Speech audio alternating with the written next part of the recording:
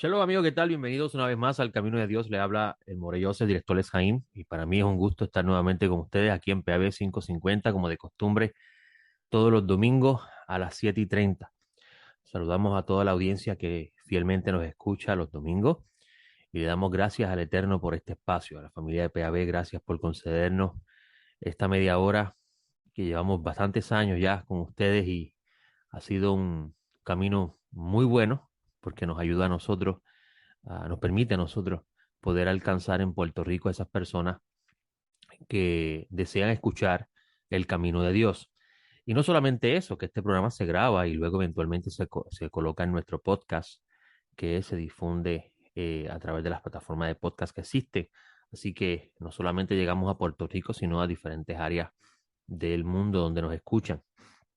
Como ustedes saben, nosotros somos un ministerio que nos enfocamos en entender las palabras de la Sagrada Escritura conforme al pensamiento de sus autores, el desarrollo del pensamiento según la época va y el pueblo va madurando, como el Señor Jesús, que nosotros conocemos como Yeshua de Nazaret, porque su nombre era judío y su nombre era judío, y sus discípulos eran judíos, como ellos pensaban con respecto a las palabras relacionadas a la idea del reino de los cielos, lo que era el Evangelio, lo que es el Evangelio, la esperanza de la salvación, lo que significaba para el pensamiento de esa época el concepto de la salvación, de acuerdo a las profecías que recibieron de los profetas, lo que significaba la vida eterna, que es en hebreo Hayé Olam, algo bien diferente a lo que nosotros pensamos que significa el concepto eterno.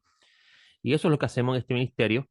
Y como ustedes saben, todos los sábados nosotros nos reunimos en las mañanas en nuestro salón virtual, utilizando las plataformas digitales que existen y están disponibles para su utilización.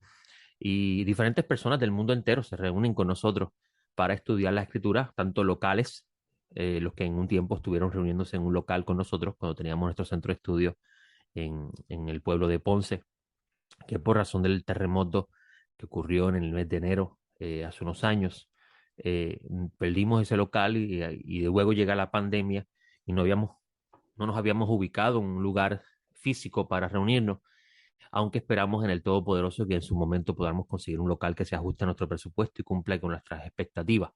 Porque nosotros no somos una iglesia, no somos una congregación, sino somos un ministerio cuyo enfoque es estudiar y seguir difundiendo el conocimiento de la Sagrada Escritura, no para hablar a las personas de cuánto sabemos, sino de lo que nosotros experimentamos y vivimos con eso que aprendemos. Incluso tenemos en nuestra mente siempre estas palabras de Pablo de Tarso, que él le escribe a su discípulo Timoteo, cuando le dice a él, todos los que quieran vivir piadosamente en el Mesías Yeshua van a padecer persecución. Todos los que quieran vivir piadosamente en Cristo Jesús padecerán persecución. Se encuentra en 2 Timoteo 3:12. ¿Por qué van a padecer persecución?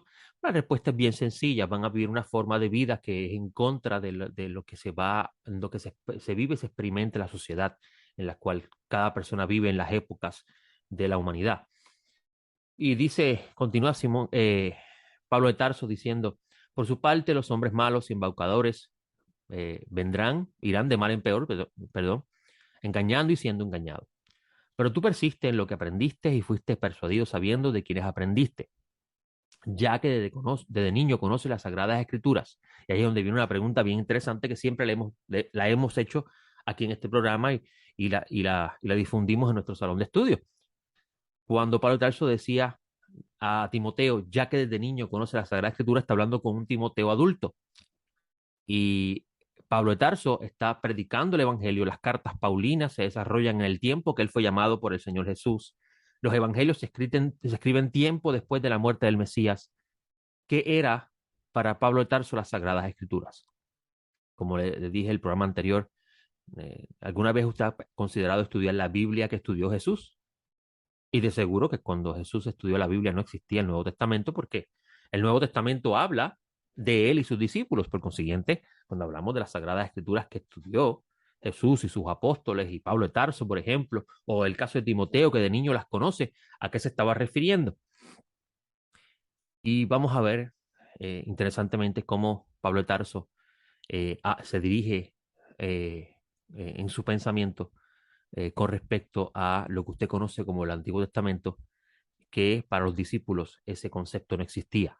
La idea del Nuevo y Antiguo Testamento, ya lo hemos dicho muchas veces aquí en este programa, surge mucho tiempo después, y incluso la persona que trajo eso dentro de nuestro canon fue declarado eventualmente hereje porque quiso hacer unos cambios en la doctrina de los apóstoles y no se les fue permitido. Dice Pablo de Tarso que Timoteo conoce de niño la Sagrada Escritura, y miren qué interesante lo que continúa diciendo, las cuales pueden hacerte sabio en la salvación que por la fe hay en Cristo Jesús, en Jesús el Mesías. O sea, el estudio de la Sagrada Escritura nos puede ayudar a alcanzar la sabiduría que hay en este camino de salvación que nos han abierto eh, el Padre a través de su Mesías. Y dice el versículo 16, toda escritura es inspirada por Dios y es útil para la enseñanza. En ese momento, ¿qué era la escritura para Pablo cuando dice que es inspirada? Sabemos que los escritos nazarenos, los escritos apostólicos, lo conocemos como el Nuevo Testamento, hay inspiración divina en esos textos. Lo sabemos, el Espíritu de Dios influyó sobre esas personas que escribieron y hablaron sobre la vida y obra de nuestro Mesías, y las cartas de Pablo también fueron inspiradas por Dios, al igual que las de Pedro y los demás apóstoles. Pero en ese momento que Pablo de Tarso está diciendo toda la escritura es inspirada por Dios, ¿a qué se está refiriendo? De seguro que no se está refiriendo al Nuevo Testamento, porque en ese momento no existía todavía como canon, un canon establecido. Toda escritura es inspirada por Dios, dice Pablo de Tarso, y es útil para la enseñanza, para refutar el error. ¿Qué error? Cuando usted escucha una divulgación doctrinal que, que cuando vamos a la escritura, como los de Berea, que vamos a buscar si lo que dice Pablo de Tarso es correcto, se sostiene en las escrituras, incluso, escúcheme bien, cuando los de Berea buscaban en las escrituras si lo que Pablo de Tarso estaba diciendo era correcto o no, no estaban buscando en el Nuevo Testamento porque tampoco ellos lo tenían, no había sido todavía compilado. Así que ellos estaban buscando en eso que nos dijeron que es un Antiguo Testamento y que eh, nos habla de la historia, pero no es tan importante, porque hay algo nuevo. Los apóstoles no pensaban así. Pablo de Tarso dice que la escritura es inspirada por Dios y es útil para enseñar, para refutar el error. ¿Qué error?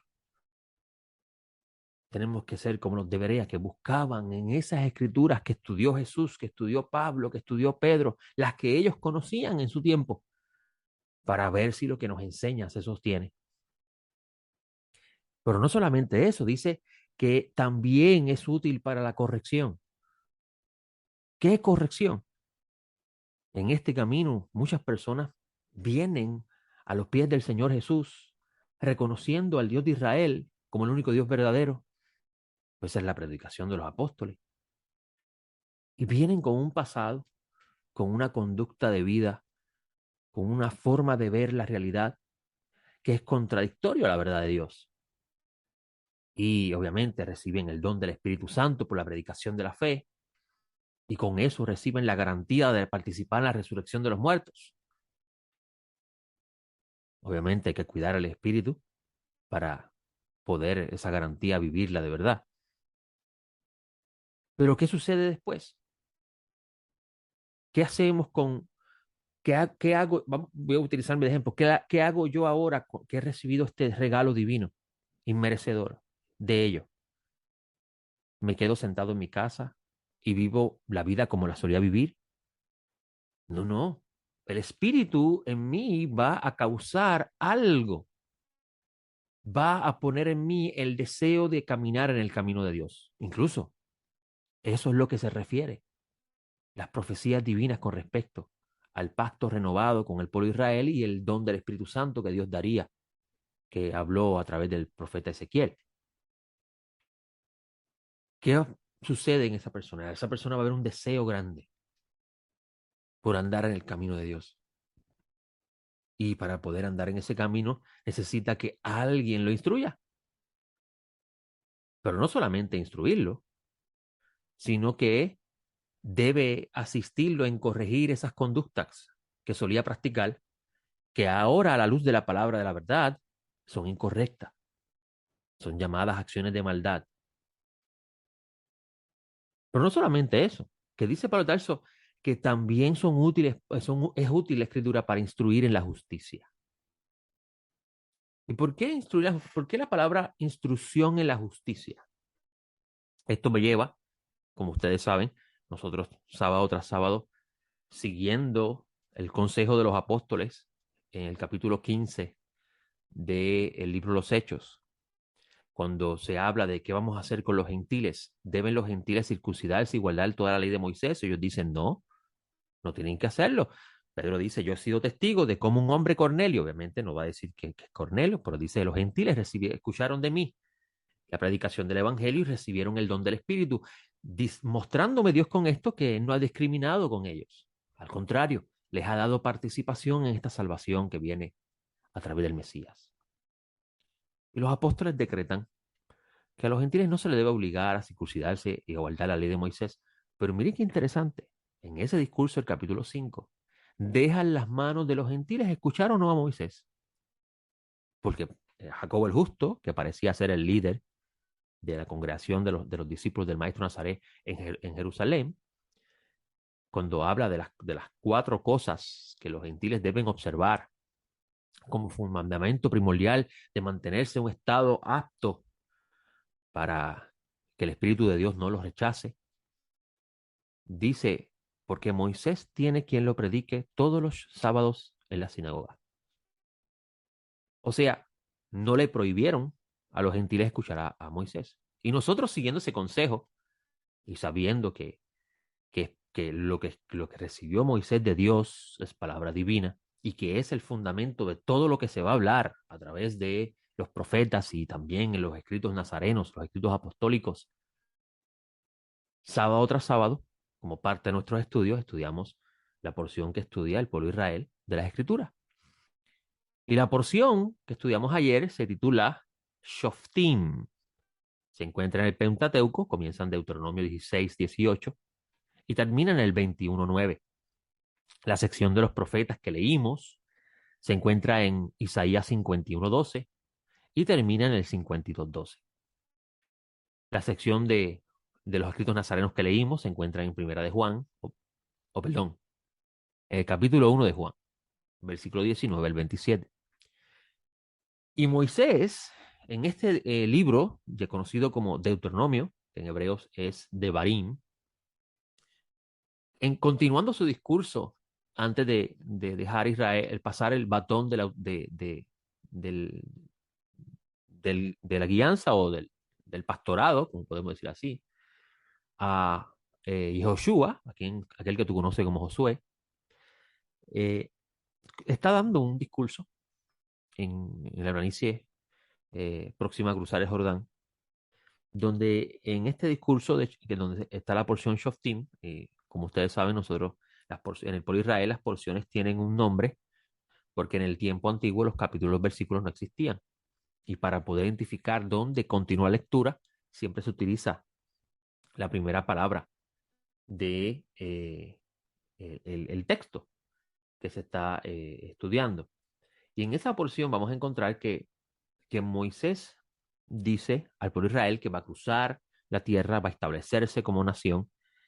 Eh, en todas las ciudades que el Eterno tu Dios te da para tus tribus, pondrás jueces y oficiales y juzgarán al pueblo con justo juicio. Eso se encuentra en el libro de Deuteronomio, capítulo 16, versículo 18, donde en esa porción Moisés le está diciendo a ellos, ustedes van a entrar a la tierra y van a establecer un sistema de justicia para que la nación funcione correctamente. ¿Y cuán importante es que en una nación la justicia esté establecida sobre la verdad? Como decimos, conforme a derecho. Dice Moisés, nombras para ti jueces y oficiales. La palabra jueces y oficiales es shoftim, eh, soterim, jueces y oficiales. Juez es el que va a establecer el juicio basado en las leyes establecidas. Recuerde que Israel recibe unas tablas donde estas son la constitución de la nación. Israel no puede tener otro Dios que fuera del Dios de Israel, no puede hacer imagen alguna de ese Dios, no se puede postrar ante esa imagen. O sea, hay una serie de leyes que van a definir esa nación como una nación santa. Incluso esas mismas leyes escritas en tablas de piedra son las que dice Dios por medio del profeta Jeremías que escribirá en las tablas del corazón. Cosa interesante, ¿no? Porque vamos a ver que Pablo de Tarso dice en la carta a los romanos, a los que vivían en Roma, que los gentiles, cuando hacen por naturaleza cosas escritas en la ley, están mostrando con esta la ley escrita en los corazones. O sea, que los apóstoles entendían que el don del Espíritu Santo que recibieron los gentiles, como el caso de Cornelio, que es el ejemplo principal, estaba relacionado a esta promesa que Dios le dio a Israel, que participaron los gentiles y eso asombró grandemente a Simón Kefa, que es el testigo ocular de esa experiencia. Moisés le dice, tienes que establecer jueces oficiales, que son los que van a encargarse de establecer el justo juicio. Sedek Mishpat, justo juicio, dice el texto. Dice el texto, no torcerá la justicia, ni harás acepción de personas, ni tomarás soborno, porque el soborno ciega los ojos del sabio y pervierte las palabras del justo. Interesante. Las palabras del justo, las palabras de los sadiquín. Aquel que se habría de establecer en una posición de autoridad para juzgar de acuerdo a las leyes divinas al pueblo, tenía que ser una persona que no se inclinase hacia ningún lado, sino que se estableciera la justicia de acuerdo a la verdad. Esto me acuerda las palabras del maestro Nazaret, que en su oración antes de ser llevado al madero, injustamente dijo, Padre, santifícalos en tu verdad, tu palabra es la verdad. Así que el sistema de justicia tiene que ser de acuerdo al justo juicio y no el que estaba en la posesión no podía admitir soborno alguno que no le permitiese eventualmente tomar decisiones conforme a verdad. Cuando uno mira este texto y mira el mundo que nos rodea, cómo los sistemas de justicia cada día se van deteriorando, los oficiales, que son los que están encargados de hacer que, que las leyes divinas se cumplan, o las leyes de una nación, en el caso de los países, las leyes de una nación se cumplan, se han pervertido también y se vive una sociedad donde el que tiene poder adquisitivo tiene más esperanza de poder sobrevivir en caso de tener que enfrentarse a la justicia que al que no tiene los recursos para ello. En este texto, Dios le dice a Moisés y Moisés le dice al pueblo, justicia, solo justicia buscará. Y hay una palabra muy interesante que es la que quiero enfocarme los minutos que me quedan de programa. Justicia, la justicia buscará. Y esa palabra en hebreo es muy interesante, porque la palabra tzedek, tzedek. Justicia, justicia, si lo fuera a traducir literalmente. En vez de la justicia y la justicia, diría tzedek, tzedek, justicia, justicia. Hay un doble énfasis en esa palabra, tzedek. ¿Y qué significa tzedek? Uno traduce la palabra tzedek como justo, justicia, y todavía hay como cierta turbiedad en la palabra que no nos permite entender muy bien el concepto de acuerdo a la intención del soberano del universo al darle esta revelación al pueblo. ¿Qué significa? ¿Qué quiere decir Moisés cuando dice sedek, sedek o justicia, justicia? Claro, todos deseamos justicia. Pero lo interesante es que esta palabra es mucho más amplia que la simple definición de justicia. Y en nuestro centro de estudio virtual yo le decía a los hermanos ayer, que cuando Moisés le dice a Israel, justicia, justicia, les está diciendo lo correcto vas a buscar para que vivas. Porque dice el texto, la justicia buscarás para que vivas y poseas la tierra. O sea, los israelitas van a cruzar y van a poseer la tierra, pero para que puedan vivir en ella tienen que hacer lo correcto. ¿Y dónde está lo correcto? ¿Dónde se define lo correcto? En la palabra de la verdad. Y me llama mucho este versículo la atención porque vas a ver que Moisés le dice, la justicia seguirás para que vivas y poseas la tierra que el Eterno tu Dios te da. Y si la palabra Sedec, que se traduce como justicia, en sí apunta a la idea de lo que es correcto, y obviamente lo correcto está establecido en las leyes divinas que Dios le dio al pueblo de Israel, entonces debemos relacionar entre el que hace lo correcto y el vivir. Moisés dice, lo correcto buscarás para que vivas. Y hay un texto en el libro de los Salmos muy interesante, perdón, Proverbios, muy interesante, que quiero traer aquí en esta exposición del texto que estamos citando, que se habla de la misma forma, y es en el libro de Proverbios de Salomón, capítulo 2 versículo 19, donde Salomón escribe lo siguiente: por tanto andarás en el camino de los buenos y guardarás la senda de los justos, sadikim, que utiliza la misma raíz de sedek, pero en este caso en plural, la senda de los que hacen lo correcto.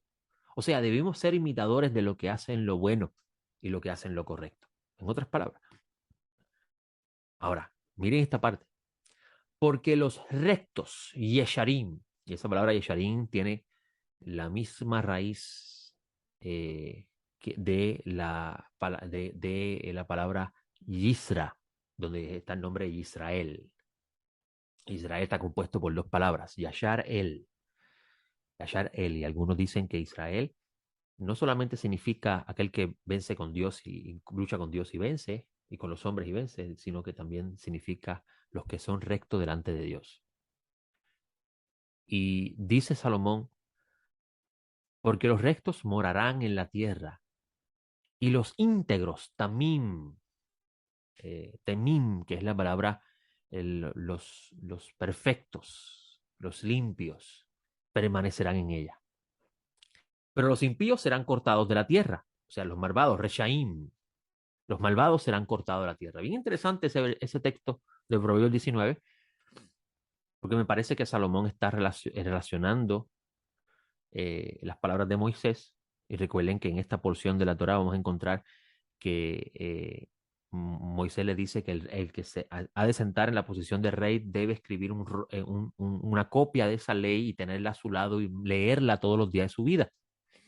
Donde vamos a ver los salmos de David, por ejemplo, en el salmo más largo de todos los salmos, el Salmo 19, David hablando de las maravillas que él encuentra en la ley de Dios. Y vamos a ver que en este proverbio, Salomón dice que los que siguen el camino de los buenos, los que guardan la senda de los justos, son los que van a morar en la tierra, porque son considerados rectos e íntegros. Y esos que son rectos e íntegros son los que permanecen en ella. Y esto nos lleva a preguntarnos lo siguiente. Cuando Dios dijo en los profetas que Él daría su espíritu, ¿con qué intención lo dijo? ¿Cuál es la razón por la cual el Todopoderoso le habla a Israel y le dice, yo le voy a dar a ustedes mi Santo Espíritu? ¿Con qué intención? ¿Cuál es el fin de recibir el Espíritu? Que si lo comprendemos de la perspectiva de las profecías, del punto de vista del pueblo a quien Dios le está hablando, recuerden que Pablo Tarso dice en Romanos que al pueblo de Israel le pertenecen los pactos, las promesas, la promulgación de la ley, incluso hasta los patriarcas son del pueblo.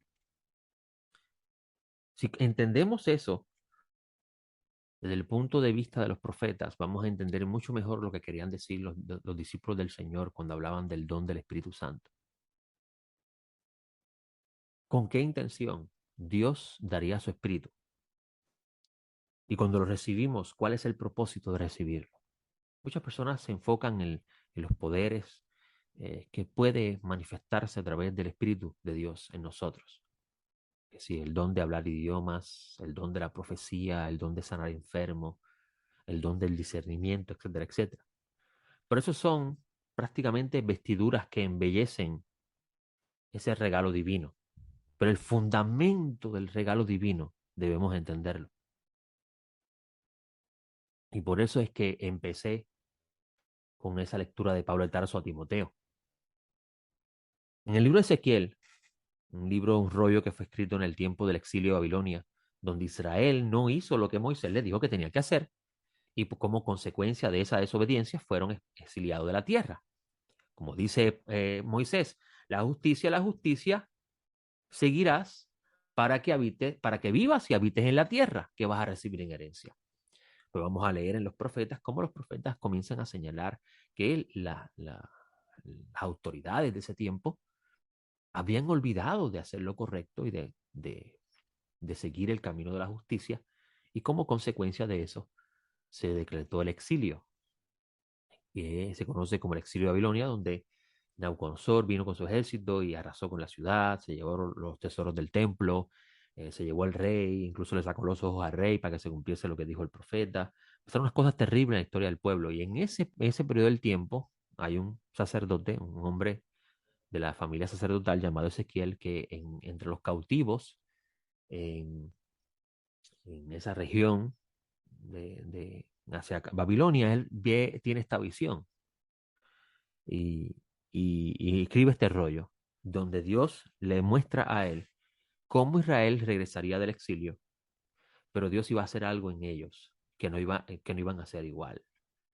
Y esto es parte de la idea del nuevo pacto, del cual participamos nosotros, los de las naciones, por la gracia de nuestro Dios, a enviar al Mesías a abrir la puerta también a los gentiles para que se cumpliesen las palabras de los profetas. Pero en el caso del pueblo de Israel, que es de quien se habla en las profecías, a quien le pertenece la herencia eterna y de quien el Mesías vino y regresará y se sentará en el trono para, refiriéndose a su gobierno, para establecer un mundo de justicia, un mundo de derecho, un mundo donde el dolor y el lamento y la maldad no existirá más, como dice el texto de Proverbios, los impíos, los reshaín, los malvados serán cortados de la tierra. Sin embargo, los íntegros, los justos, los que hacen lo correcto van a permanecer en ella. Incluso cuando usted lee al maestro Nazaret decir en las profecías con respecto a su regreso, que unos serán tomados y otros serán dejados, y cuando le preguntan qué va a pasar con esos que van a ser tomados, le dice a los discípulos: donde estén los cadáveres, allí estarán los buitres. O sea que los que son tomados son los que van a ser sacados de la tierra, porque ya estaba escrito que son los íntegros, los justos, los que permanecerán en ella. Y vamos a ver que en Ezequiel 36, Dios dice que Él va a limpiar, a restaurar el pueblo, lo va a limpiar, lo va a tomar de los lugares donde Él los dispersó, los va a recoger. El versículo 24 dice: por cuanto yo os tomaré de entre las naciones, os recogeré de todos los países y os traeré a vuestra propia tierra, rociaré agua limpia sobre vosotros y seré limpio de todas vuestras inmundicias y os limpiaré de todos vuestros ídolos. Os daré un corazón nuevo y pondré un espíritu nuevo dentro de vosotros y quitaré de vuestra carne el corazón de piedra y os daré un corazón de carne.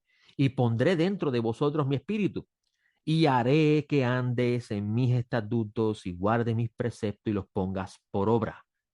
Y habitarás en la tierra que di a vuestros padres y vosotros me seréis por pueblo y yo seré para ustedes Dios. Interesante, ¿no?